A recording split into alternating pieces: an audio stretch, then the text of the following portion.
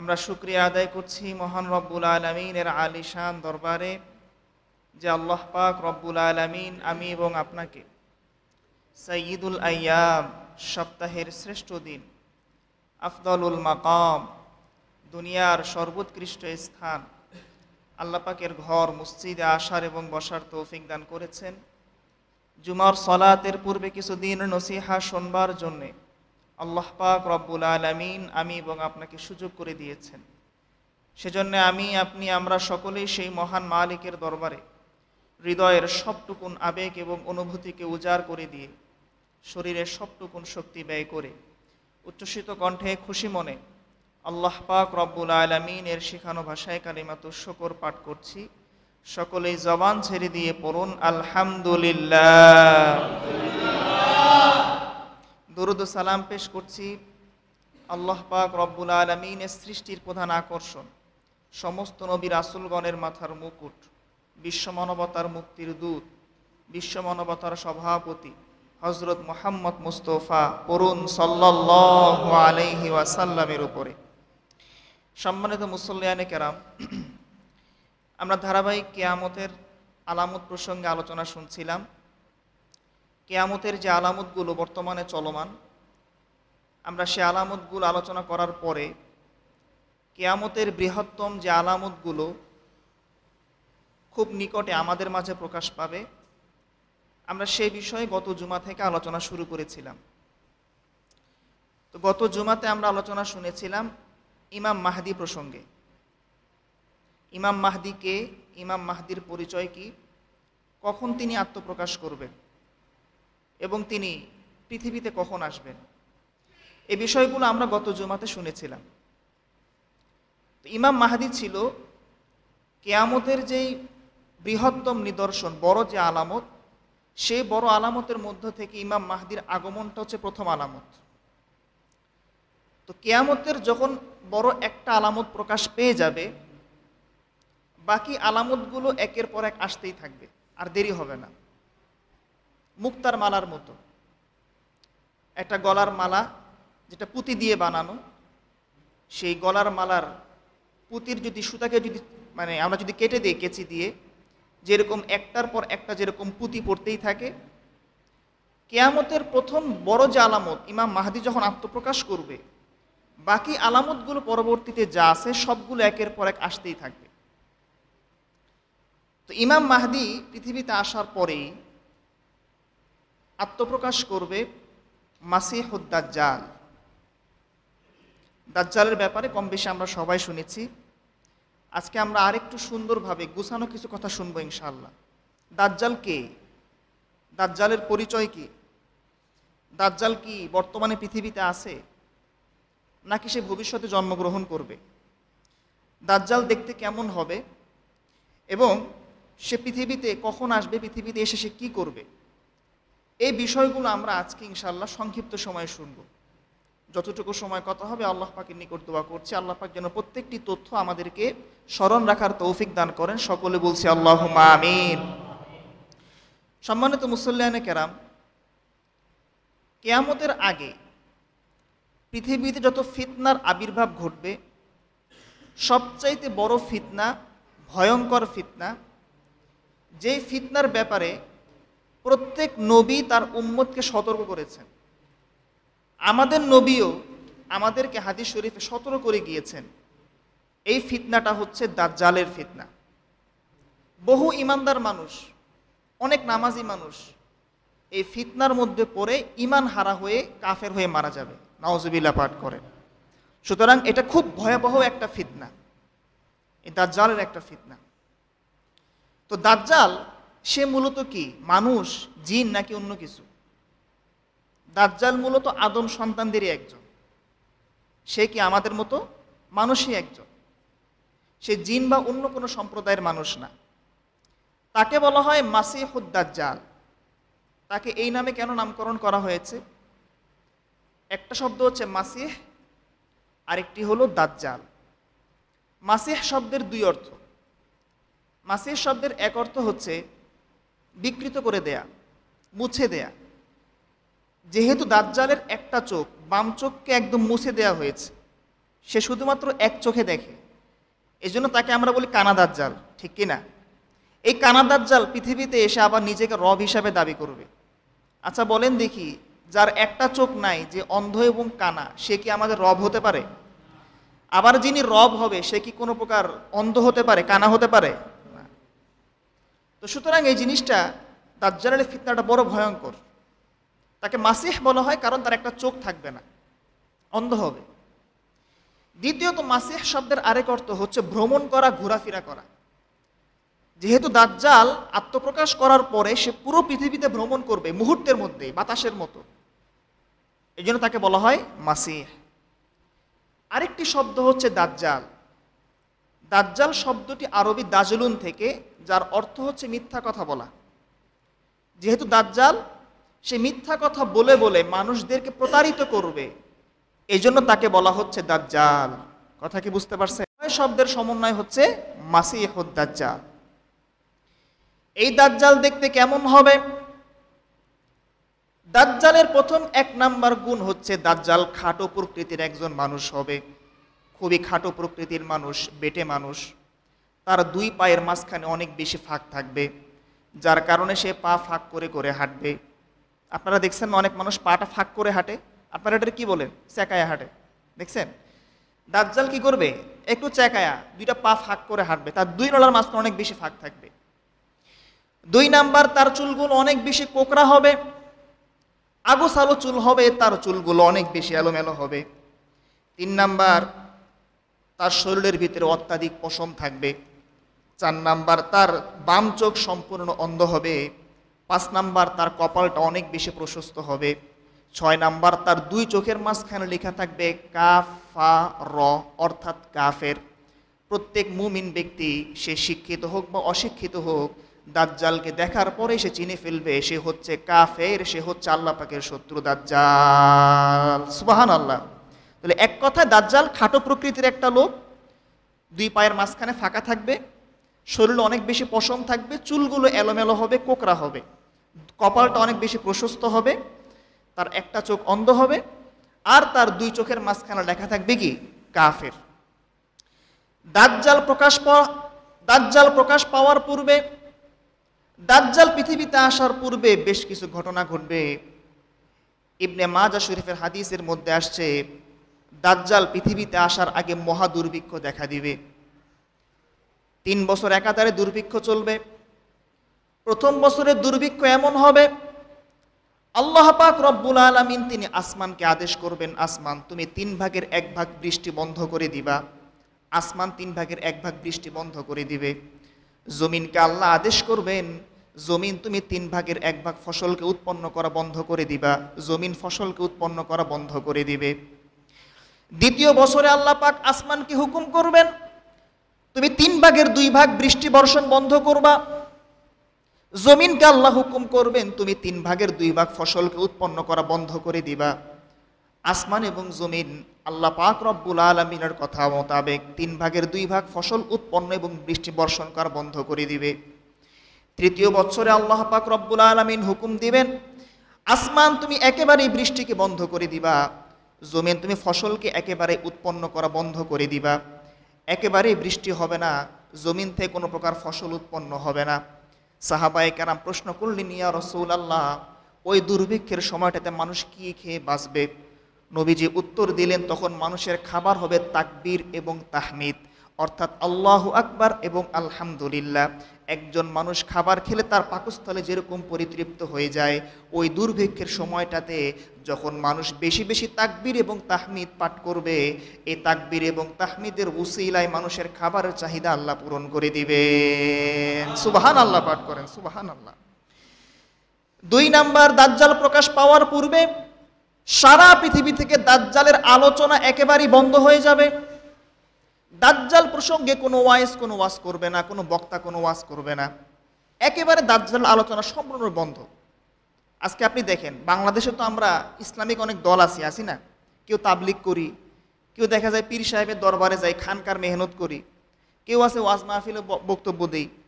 আমরা যে লাইনে কাজ করি, আপনি দেখেন 2-1টা আমি দলকে দেখি যারা গুটি কয়েক বিষয়ের উপরে আলোচনা করে। যারা তাবলিগ করে ধরেন, মন খারাপ করার কিছু নাই, ওনাদের উসুল হচ্ছে 6 নাম্বার। 6 নাম্বারে বাহিরে আপনি ওয়াজ খুঁজে পাবেন না। দেখছেন কখনো আপনারা? নাই। খানকার মেহনত যারা করে শুধু আত্মশুদ্ধির কথাই চলে ওনাদের ওখানে। ভাই কিয়ামতের আগে এই কঠিন পরিস্থিতিতে নবী যে হাদিসের ভিতরে যে আলামতগুলো বলেছেন কিয়ামতের, আর বাস্তবে আমরা যেগুলো দেখতে পাচ্ছি সেগুলো এখন ওয়াজ করার দরকার আছে না নাই বলেন? আছে। আপনি উসুলের উপরে ওয়াজ করেন, সমস্যা নাই। উসুলের বাহিরে গিয়েও যেহেতু বর্তমান পরিস্থিতি খারাপ, কিয়ামতের সন্নিকটে আমরা আছি, এই বিষয়গুলো সম্পর্কে আলোচনার প্রয়োজন আছে। তো কিয়ামতের আগে দাজ্জাল প্রকাশ পাওয়ার পূর্বে দাজ্জালের আলোচনা একেবারেই উঠে যাবে। দাজ্জালের কোনো ওয়াজ কেউ করবে না। 3 নাম্বার হচ্ছে দাজ্জাল প্রকাশ পাওয়ার পূর্বে আরব জাতি হ্রাস পাবে, আরব জাতির সংখ্যা কমে যাবে। 4 নাম্বার কনস্টান্টিনোপল বিজয় হবে, অর্থাৎ ইস্তাম্বুল শহরটা পুনরায় মুসলমানরা কি করবে? বিজয় করবে। 5 নাম্বার বৃষ্টি এবং ফসল একেবারেই বন্ধ হয়ে যাবে। 6 নাম্বার ফিতনার আধিক্য বেড়ে যাবে। 7 নাম্বার প্রায় 30 জন মিথ্যুকের আবির্ভাব ঘটবে। এর ভিতরে একজন হচ্ছে দাজ্জাল, যে দাজ্জালও মানুষকে মিথ্যা কথা বলে বলে সে মানুষকে ধোঁকা দিবে, ঠিক কিনা বলেন? দাজ্জালের ফিতনা কেমন হবে? হাদিস শরীফে নবীজি আমাদেরকে জানিয়েছেন দাজ্জাল মানুষকে সে কেমন করে ধোঁকা দিবে। আল্লাহ পাক রব্বুল আলামিন দাজ্জালকে এত বেশি পাওয়ার দিবেন, নবীজি বলেন ইন্না মাহু নারুন ওয়া মাউন, দাজ্জালের সঙ্গে আগুন থাকবে, দাজ্জালের সঙ্গে আবার পানিও থাকবে। দাজ্জাল মানুষকে দেখাবে তুমি যদি আমার আনুগত্য করো আমি তোমাকে পানি দিব, আর তুমি যদি আমার নাফরমানি করো আমি তোমাকে আগুনে পুড়িয়ে হত্যা করব। নবীজি বলেন ফানারুহু মাউন বারিদুন ওয়া মাউহু নারুন, তোমরা দাজ্জালের ওই সমস্ত কথায় তোমরা ধোঁকায় পড়ে যাবা না, কারণ দাজ্জালের যে আগুন থাকবে ওই আগুনটাই হচ্ছে তোমাদের জন্য শীতল পানি, আর দাজ্জালের সঙ্গে যে পানি থাকবে ওই পানিটাই হচ্ছে তোমাদের জন্য জাহান্নাম। নাউজুবিল্লাহ পাঠ করে নবীজি আরো বলেন দাজ্জালের সঙ্গে জান্নাত থাকবে, জাহান্নামও থাকবে, সে মানুষকে এগুলো দেখাবে।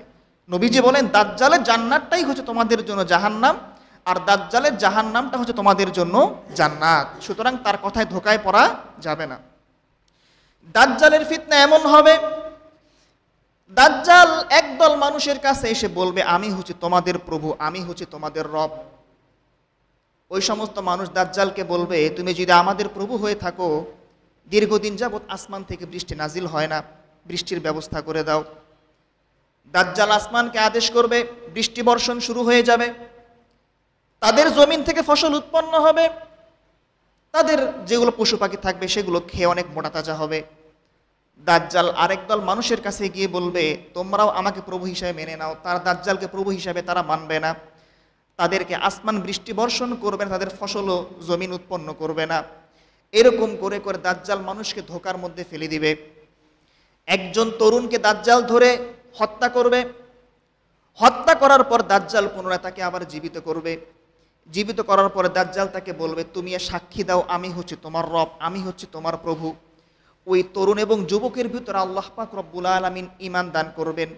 ঈমানের বলে বলিয়ান হয়ে ওই তরুণ দাজ্জালকে সরাসরি বলবে তুমি আমার রব নাও, আমার রব হচ্ছে একমাত্র আল্লাহ, তুমি হচ্ছ দাজ্জাল, তুমি হচ্ছ আল্লাহ পাকের শত্রু মহামিথ্যুক। আল্লাহু আকবার পাঠ করেন। একমাত্র ঈমান যার ভিতরে থাকবে দাজ্জাল তাকে কোনো প্রকার ফিতনায় ফেলতে পারবে না। কাজেই ঈমান লাগবে কি লাগবে না বলেন? ঈমান থাকার পরেও অনেক মানুষ ধোঁকায় পড়ে যাবে ভাই, অনেক মজবুত ঈমান লাগবে। প্রিয় ভাইরা আমার, আসেন এই দাজ্জালের অনুসারী কারা হবে? হাদিস শরীফে নবীজি কি বলেছেন দেখেন। নবীজি বলেন ইয়াতবাউদ দাজ্জালা মিন ইয়াহুদি ইসবাহানা ৭০ আলফান আলাইহিমুত তায়ালিসা। নবীজি বলেন দাজ্জালের অনুসারী হবে ইস্পাহান অঞ্চলের মানুষ। ইস্পাহান অঞ্চলটা কোথায়? ইরানের রাজধানী তেহরান থেকে প্রায় ৩৪০ কিলোমিটার দূরের একটা প্রদেশের নাম হচ্ছে ইস্পাহান। বর্তমানে সেখানে প্রায় ৩০,০০০ প্লাস ইহুদি আছে। দাজ্জাল আসার আগে এদের সংখ্যা ৭০,০০০ পূর্ণ হবে এবং এদের শরীরে এক প্রকার থাকবে চাদর, যার নাম হচ্ছে তয়ালিসা। এই ইস্পাহান গোত্রের যারা ইহুদি থাকবে তারা কি দাজ্জালের অনুসারী হয়ে যাবে। এই দাজ্জালের অনুসারী হবে কাফের এবং মুনাফিক মানুষেরা। দাজ্জাল আত্মপ্রকাশ করার পরে সারা পৃথিবীর ভিতরে দাজ্জাল ঘুরতেই থাকবে, বাতাসের মতো এক জায়গা থেকে সে আরেক জায়গায় যাবে। শুধুমাত্র দাজ্জাল 2টা শহরে প্রবেশ করতে পারবে না। সবাই বলবেন কয়টা শহর? আরো জোরে বলেন কয় শহর? একটা হচ্ছে মক্কা, আরেকটা হচ্ছে মদিনা। দাজ্জাল যখন মক্কা এবং মদিনায় প্রবেশ করতে চাইবে, আল্লাহ পাক রব্বুল আলামিনের ফেরেশতারা প্রহরী হয়ে দাজ্জালকে সেখান থেকে তারা ধাওয়া দিবে।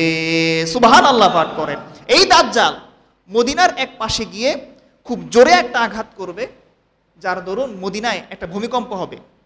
এই ভূমিকম্পের কারণে ভীত সন্ত্রস্ত হয়ে অনেক কাফের এবং মুনাফেক যেগুলো মক্কা মদিনায় ছিল, ওরাও সেখান থেকে বের হয়ে দাজ্জালের অনুসারী হয়ে যাবে। নাউজুবিল্লাহ পাঠ করেন। তার মানে বোঝা গেল মুনাফেক সব যারা কাফের, যারা মুশরিক, ইহুদি, এরাই মূলত কি দাজ্জালের অনুসারী হবে।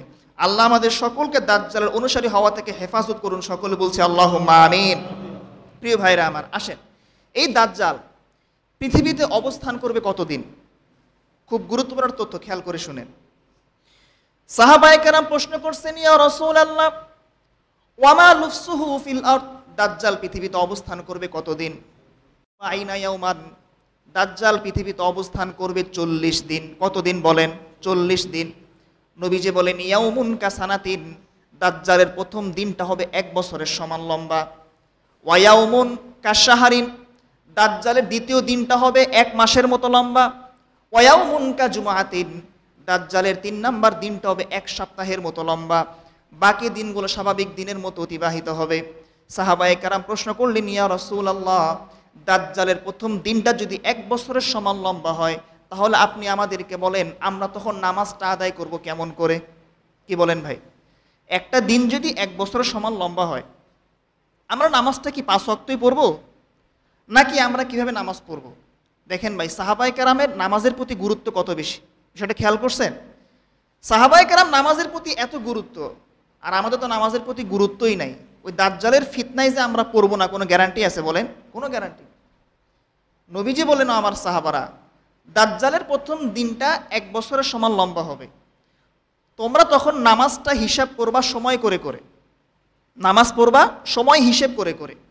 অর্থাৎ আমরা এখন যেরকম ফজরের নামাজ পড়ি, তারপরে আমরা 7 ঘন্টা পরে জোহর পড়ি, এরপরে জোহরের 3 ঘন্টা পরে আসর পড়ি, আসরের 1-1.5 ঘন্টা পরে মাগরিব পড়ি, মাগরিবের 1 ঘন্টা পরে আমরা এশা পড়ি। নবীজি বলেন দাজ্জালের প্রথম দিনটা 1 বছরের সমান লম্বা হবে। তোমরা তখন সময় হিসেব করে করে 5 ওয়াক্ত নামাজকে তোমরা আদায় করবা। সুবহানাল্লাহ পাঠ করেন। সুবহানাল্লাহ। কথা কি বুঝতে পারছেন? সাহাবায়ে কেরাম প্রশ্ন করছেন, ইয়া রাসূলুল্লাহ ফামা সুরাতুহু, দাজ্জালের গতি এবং দাজ্জালের ভ্রমণটা কেমন হবে? নবীজি বললেন, কাল গাইসি ইস্তাদবারাতহুর রিহু, বাতাসের ন্যায় এবং মেঘমালার ন্যায় দাজ্জাল মুহূর্তের মধ্যেই পৃথিবীর এক জায়গা থেকে সে আরেক জায়গায় চলে যাবে। নাউজুবিল্লাহ পাঠ করেন। তাকে আল্লাহ পাক রব্বুল আলামিন কি পাওয়ারটা দিবেন, আর মুমিন ব্যক্তিদেরকে আল্লাহ পাক কি করবেন? পরীক্ষা করবেন। আসেন প্রিয় ভাইরা আমার, আমরা সর্বশেষ যে কথাগুলো শুনবো সেটা হচ্ছে দাজ্জাল আত্মপ্রকাশ করবে কোন জায়গা থেকে, 1। 2 নাম্বার হচ্ছে দাজ্জাল বর্তমানে পৃথিবীতে আছে কিনা, নাকি সে জন্মগ্রহণ করবে। 3 নাম্বার, এই দাজ্জালের ফিতনা থেকে আমাদের বাঁচার উপায়টা কি। কয়টা বিষয় ভাই বললাম? 3টা। এই 3টা বিষয় বলে আমরা আলোচনা শেষ করব ইনশাআল্লাহ। প্রথমে আসেন, দাজ্জাল কোত্থেকে আত্মপ্রকাশ করবে? নবীজি বলেছেন, তিরমিজির বর্ণনা, আদ-দাজ্জালু ইয়াখরুজু মিন আরদিন বিল মাশরিকি, দাজ্জাল পূর্বাঞ্চলের কোনো একটা এলাকা থেকে বের হবে। ইকালু লাহু খুরাসান, ওই জায়গার নাম হচ্ছে কি? খোরাসান। খোরাসানের কোনো এক জায়গা থেকে কি দাজ্জাল আত্মপ্রকাশ করবে। এখন কথা হচ্ছে দাজ্জাল বর্তমানে পৃথিবীতে আছে কিনা, দাজ্জাল বর্তমানে পৃথিবীতে আছে কিনা, বা থাকলেও দাজ্জাল বর্তমান পৃথিবীর কোন জায়গাতে আছে, দাজ্জালকে কেউ দেখেছে কিনা, তার সাক্ষাৎ কারো হয়েছে কিনা, জানা লাগবে আমাদের। নবীজির যুগে একজন সাহাবী, তার নাম ছিল তামিমে দারি রাদিয়াল্লাহু আনহু। তামিমে দারি এবং তার সাথে আরও কিছু সাথী এবং সঙ্গী নবীজির সাহাবা, তারা একবার সমুদ্র পথে ভ্রমণে বের হয়েছেন। এখন সমুদ্র পথে ভ্রমণে বের হওয়ার পরে বাতাসের কবলের উপর তাদের জাহাজটা দিকভ্রান্ত হয়ে পড়েছে। 1টা মাস তারা সমুদ্রের ভিতরে শুধু ঘুরতেছেন। 1 মাস পরে হঠাৎ করে তারা কোনো একটা অচিন দ্বীপে গিয়ে তাদের সেই জাহাজটা ভিড়েছে। তামিমে দারি বলেন, সে অচিন দ্বীপে আমাদের জাহাজটা ভিড়ার পরে আমরা সেখান থেকে সেই দ্বীপে আমরা উঠলাম। দ্বীপে আমরা উঠার পরে দেখলাম যে সেখানে একটা অদ্ভুত প্রকৃতির প্রাণী, যার শরীরে অত্যাধিক পশম, আর পশমগুলো মাটির সাথে হেঁচড়াচ্ছে। আমরা বললাম, তুই কে, তোর পরিচয় কি? ওই অদ্ভুত প্রাণীটা বলল, আমি হচ্ছি গুপ্তচর। কার গুপ্তচর? সাহাবায়ে কেরাম প্রশ্ন করছেন। সে বলল, একটু সামনে যান, গিয়ে দেখবেন সেখানে একজন ব্যক্তি আছেন, আমি হলাম তার গুপ্তচর। আপনারা সেখানে গেলেও সব কিছু আপনারা বিস্তারিত জানতে পারবেন। সাহাবী তামিমে দারি আরও অন্যান্য যারা ছিল তারা সকলেই সেখান থেকে হেঁটে হেঁটে একটু সামনে গিয়ে দেখল যে একটা রুমের ভিতরে আবদ্ধ একজন মহামানব, বেটে প্রকৃতির মানুষ, মাথার চুলগুলো অনেক কোকড়া। আল্লাহ পাক রব্বুল আলামিন তাকে অনেক মজবুত শিকল দ্বারা তাকে আল্লাহ পাক বেঁধে রেখেছেন। সেখানে যাওয়ার পরপরই সাহাবায়ে কেরাম প্রশ্ন করছেন, তুমি কে, তোমার পরিচয় কি? মহামানব বলল, আগে তোমরা বলো, তোমরা কে, কোত্থেকে আসছো? সাহাবী তামিমে দারি সহ অন্যান্য সাহাবায়ে কেরাম বলেন, আমরা হচ্ছে আরব জাতি, আমরা ঝড়ের কবলে পড়ে দিকভ্রান্ত হয়ে আমরা এই অচিন দ্বীপে এসে আমরা উঠেছি, আশ্রয় নিয়েছি, তুমি কি আমাকে বলো। মহামানব বলল, আমি আমার পরিচয় তোমাদেরকে দিব, আগে তোমরা আমার কিছু প্রশ্নের উত্তর দাও। কি প্রশ্ন? মহামানব বলল, আমার প্রথম প্রশ্ন হচ্ছে, বাইসানের খেজুর গাছের কি অবস্থা, সেখানে কি এখনো খেজুর হয়? বাইসান হচ্ছে ফিলিস্তিনের একটা অঞ্চল যেখানে প্রচুর পরিমাণে খেজুর গাছ ছিল। তামিমে দারি বললেন যে হ্যাঁ, এখনো বাইসানে প্রচুর পরিমাণে খেজুর গাছ উৎপন্ন হয়, প্রচুর পরিমাণে খেজুর হয়। মহামানব বলল যে অচিরেই সেখান থেকে আর খেজুর উৎপন্ন হবে না, খেজুর বন্ধ হয়ে যাবে। মহামানব 2 নম্বর প্রশ্ন করল, বুহাইরা তাবারিয়ার কি অবস্থা? বুহাইরা তাবারিয়া হচ্ছে একটা লেকের নাম, যে লেকের ভিতরে অনেক পানি ছিল, সেখানে কি এখনো পানি আছে? সাহাবায়ে কেরাম তামিমে দারি উত্তর দিল যে হ্যাঁ, ওই লেকে এখনো পানি আছে। মহামানব উত্তর দিল যে অচিরেই ওই লেকের পানি শুকিয়ে যাবে। মহামানব 3 নম্বর প্রশ্ন করল যে জুগার ঝর্ণার কি অবস্থা, ওই ঝর্ণা থেকে এখনো কি পানি পড়ে? মানুষ কি ওই ঝর্ণার পানি দ্বারা এখনো কৃষি কাজ করে? তামিমে দারি উত্তর দিলেন যে হ্যাঁ, এখনো জুগার ঝর্ণায় অনেক পানি আছে, অনেক পানি পড়ে সেখান থেকে। মহামানব বলল যে অচিরেই ওই ঝর্ণার পানিও বন্ধ হয়ে যাবে। সর্বশেষ মহামানব বলল, আরবে কি শেষ নবীর আগমন ঘটেছে, বর্তমান তার কি অবস্থা?